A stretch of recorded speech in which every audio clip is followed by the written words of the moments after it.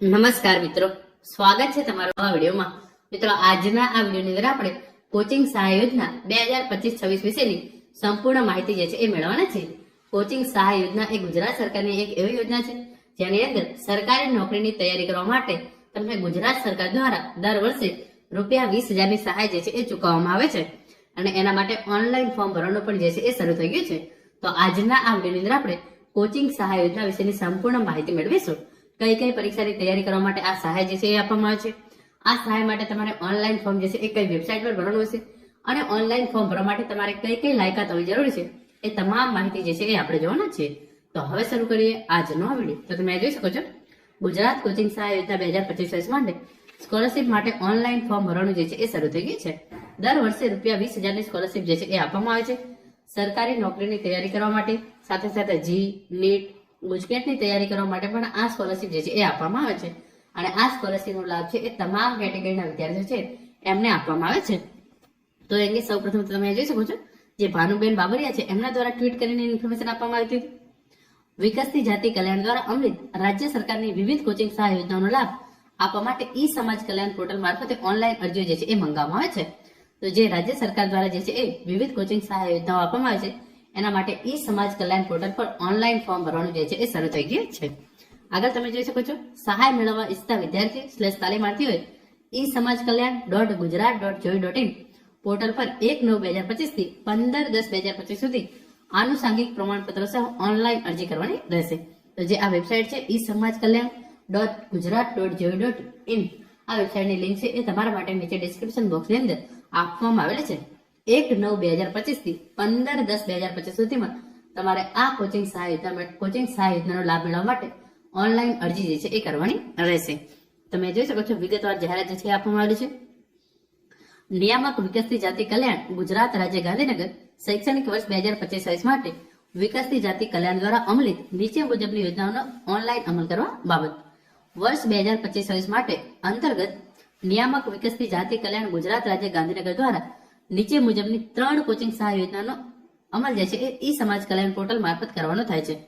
વર્ષ 2025-26 અંતર્ગત વિદ્યાર્થીઓ/તાલીમાર્થીઓને નિયમાનુસાર કોચિંગ સહાય યોજનાનો લાભ આપવા માટે ઈ સમાજ કલ્યાણ પોર્ટલ મારફતે ઓનલાઈન અરજીઓ જે છે એ મંગાવવામાં આવે છે. તો વર્ષ 2025-26 ની 3 કોચિંગ સહાય યોજનાઓ માટે અત્યારે ઓનલાઈન ફોર્મ જે છે એ ભરવાનું શરૂ થઈ ગયું છે.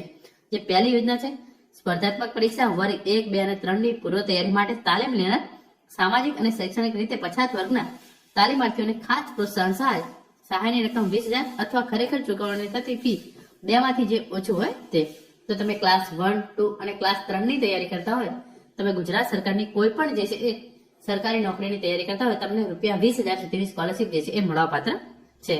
ફોર એક્ઝામ્પલ, તમારી કોચિંગની ફી ₹50,000 હોય તો એમાંથી તમને ₹20,000 જે છે એ ગુજરાત સરકાર દ્વારા ચૂકવવામાં આવશે.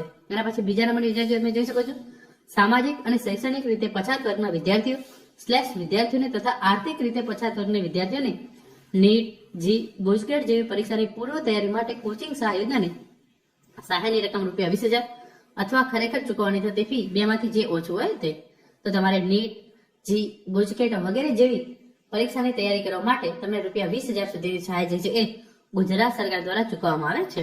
અને જે ત્રીજા નંબરની યોજના તમે જોઈ શકો છો, સામાજિક અને શૈક્ષણિક રીતે પછાત વર્ગના વિદ્યાર્થીઓને તથા આર્થિક રીતે પછાત વર્ગની વિદ્યાર્થીઓને IIM, CEPT, NIFT, NLU જેવી ઓલ ઇન્ડિયા લેવલની સ્પર્ધાત્મક પરીક્ષા તેમજ વિદેશ સેવા માટે આપવી પડતી IELTS, TOEFL અને GRE જેવી પરીક્ષાની પૂર્વ તૈયારી માટે કોચિંગ સહાય યોજના સહાયની રકમ ₹20,000 અથવા ખરેખર ચૂકવવાની થતી ફી બેમાંથી જે ઓછું હોય તે ચૂકવવા માટે પાત્ર છે. તો તમે જોઈ શકો છો, સ્પર્ધાત્મક પરીક્ષાની તૈયારી કરવા માટે જે છે તમને ₹20,000 સુધીની સહાય આપવામાં આવે છે. નીટ, જી, ગુજકેટ વગેરે જેવી પરીક્ષાની તૈયારી કરવા માટે તમને જે છે એ ₹20,000 સુધીની સહાય આપવામાં આવે છે. પછી જે છે એ IIM, CEPT, NIFT, NLU all India લેવલની સ્પર્ધાત્મક પરીક્ષાની તૈયારી કરવા માટે, સાથે સાથે જો તમારે વિદેશની અંદર જવું હોય તો એના માટે IELTS, TOEFL અને GRE જેવી પરીક્ષા આપવા માટે પણ તમને જે છે એ સહાય ચૂકવવામાં આવે છે. તો ત્રણેયની અંદર તમને ₹20,000ની સહાય જે છે એ ચૂકવવામાં આવે છે. આના માટે ઓનલાઈન ફોર્મ ભરવા અંગેની જે છે એ ઇન્ફોર્મેશન આપવામાં આવેલી છે. શૈક્ષણિક વર્ષ 2025-26 માટે ઉક્ત યોજનાઓ અંતર્ગત સહાય મેળવવા ઈચ્છતા વિદ્યાર્થીઓ/તાલીમાર્થીઓએ ઈ સમાજ કલ્યાણ પોર્ટલ પર 1/9/2025 થી 15/10/2025 સુધી આનુષંગિક પ્રમાણપત્રો સહ ઓનલાઈન અરજી જે છે એ કરવા જણાવવામાં આવે છે. તો 1/9/2025 થી 15/10/2025 દરમિયાન તમે જે છે એ આ ત્રણ કોચિંગ સહાયતાનો લાભ મેળવવા માટે જે છે એ ફોર્મ ભરી શકો છો. પોર્ટલ પર અરજી કર્યા બાદ તેની નકલ સાથે ઓનલાઈન અપલોડ કરેલ તમામ ડોક્યુમેન્ટની નકલ બિડાણ કરી વિદ્યાર્થી શ્રેષ્ઠ તાલીમાર્થી દ્વારા જે સંસ્થામાં તાલીમ મેળવતા હોય તે જિલ્લામાં આવેલ જિલ્લા નાયબ નિયામક શ્રી જિલ્લા સમાજ કલ્યાણ અધિકારીને 31/10/2025 સુધીમાં જમા કરવાની રહેશે. તો તમે જે છે એ ઓનલાઈન ફોર્મ ભરી અને ફોર એક્ઝામ્પલ તમે ગાંધીનગરની અંદર કોચિંગ કરતા હોય તો તમારે ગાંધીનગરમાં જે છે એ જિલ્લા સમાજ કલ્યાણની અધિકારી હોય તમારે જે છે એ જિલ્લા સમાજ કલ્યાણ અધિકારીની જે છે એ ઓફિસે જઈ અને 31/10/2025 સુધી જે છે એ જમા કરી દેવાનું રહેશે.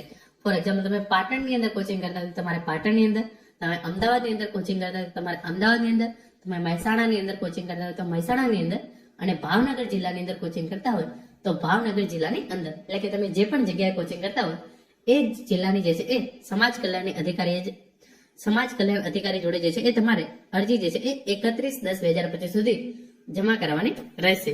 અને પછી આગળ લખ્યું છે એ પ્રમાણે વિદ્યાર્થી શ્રેષ્ઠ તાલીમાર્થી દ્વારા ઓનલાઈન અરજી કર્યા બાદ હાર્ડ કોપી જિલ્લા કચેરી જમા કરવા માટે આખરી 31/10/2025 ની રાહ જોયા વગર અરજી તાત્કાલિક જમા કરવા જે છે એ જણાવવામાં આવે છે.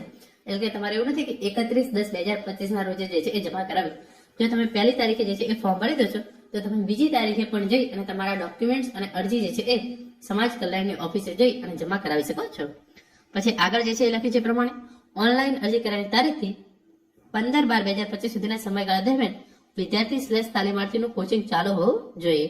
ઉક્ત પોર્ટલ પર નિયત સમયમર્યાદામાં આવેલ અરજીઓની મંજૂરી પ્રક્રિયામાં બજેટ જોગવાઈ અને લક્ષ્યાંકને ધ્યાને લઈ બનાવવામાં આવનાર મેરિટમાં સમાવિષ્ટ વિદ્યાર્થી શ્રેષ્ઠ તાલીમાર્થીઓને નિયમો અનુસાર અગ્રતા ક્રમમાં સહાય ચૂકવવામાં આવશે, જેની ખાસ નોંધ લેવી.